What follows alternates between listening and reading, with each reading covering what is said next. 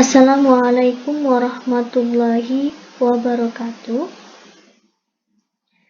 Apa kabar anak-anakku sekalian? Selamat berjumpa lagi di pertemuan kedua, yaitu di SMP Negeri 2 Jayakarta tentang letak dan luas wilayah Indonesia. Langsung saja. Yang pertama, pemahaman lokasi melalui peta. Lokasi suatu tempat dapat kita lihat pada sebuah peta.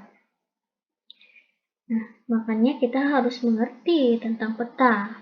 Di sini dilihat ada A. Pengertian peta. Peta adalah gambaran permukaan bumi pada suatu bidang datar dan diperkecil dengan menggunakan skala.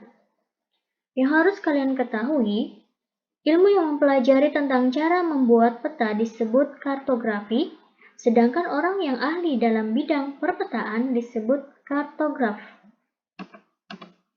Selanjutnya tentang fungsi peta.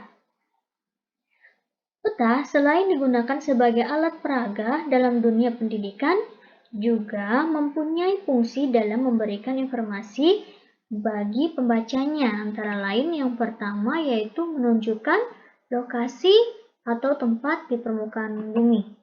Yang kedua, menggambarkan luas dan bentuk suatu wilayah atau tempat.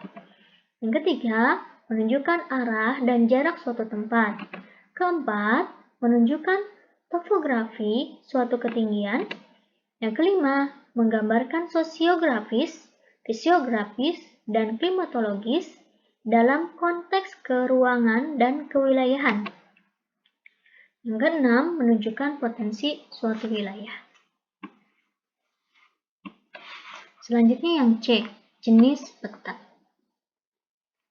Yang pertama, peta umum adalah peta yang menggambarkan secara umum penampakan yang ada di permukaan bumi.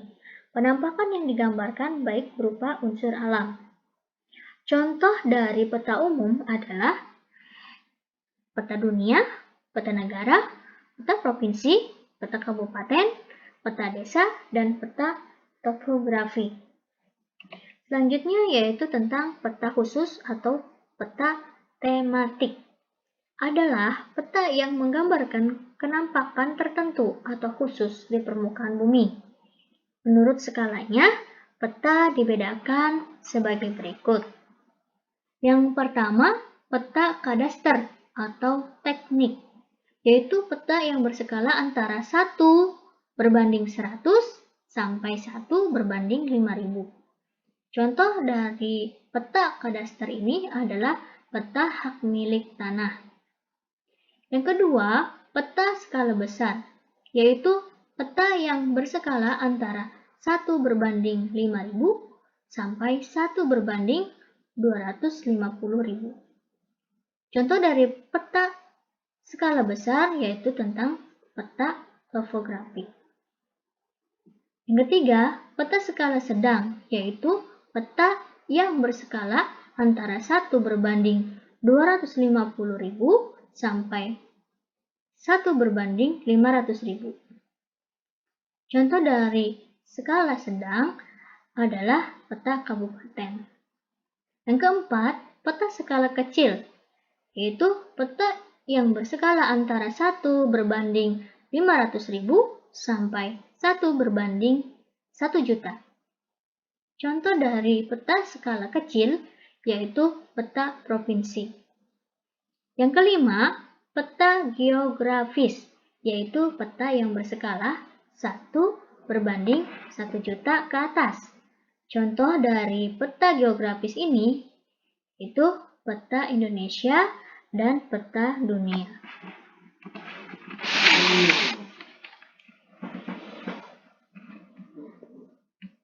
Selanjutnya yaitu bentuk peta.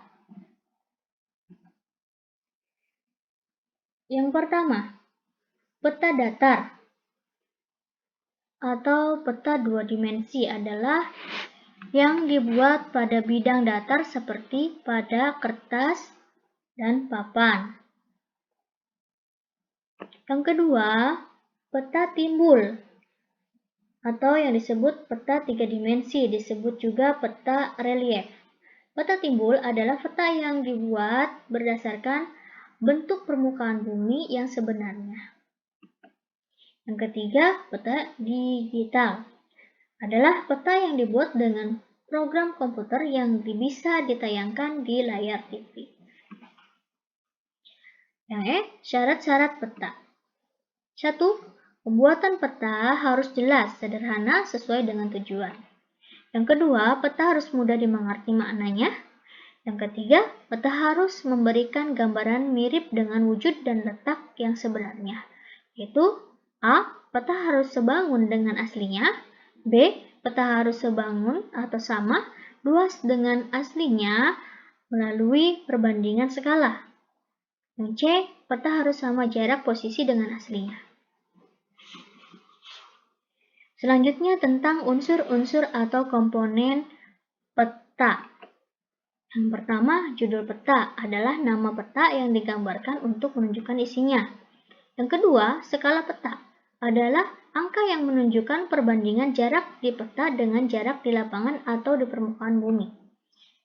Nah, skala peta dibedakan menjadi dua, yaitu skala angka merupakan perbandingan jarak yang berwujud angka. Yang B, skala garis atau grafis adalah perbandingan jarak yang berwujud garis. Selanjutnya yang ketiga, petunjuk arah atau orientasi adalah tanda untuk menunjukkan arah mata angin yang biasanya berbentuk panah yang mengarah ke utara.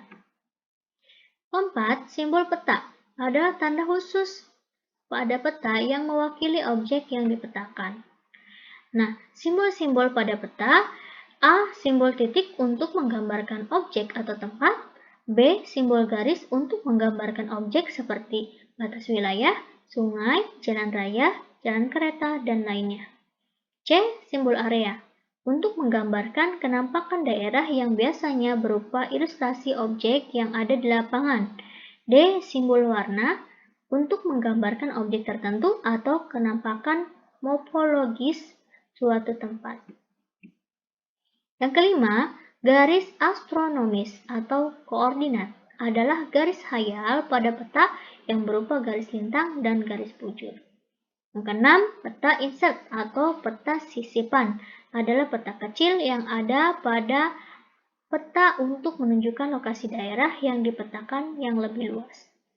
Yang ketujuh, garis tepi peta disebut border atau margin, merupakan garis yang membatasi daerah yang dipetakan dengan daerah sekitarnya. Yang kedelapan, legenda peta adalah bagian dari peta yang memberikan keterangan tentang simbol-simbol yang disajikan pada peta. Yang sembilan, lettering adalah semua tulisan dan angka yang berfungsi untuk menjelaskan arti dari lambang-lambang atau simbol-simbol yang terdapat di peta. Yang 10, sumber peta atau tahun pembuatan peta. Di sini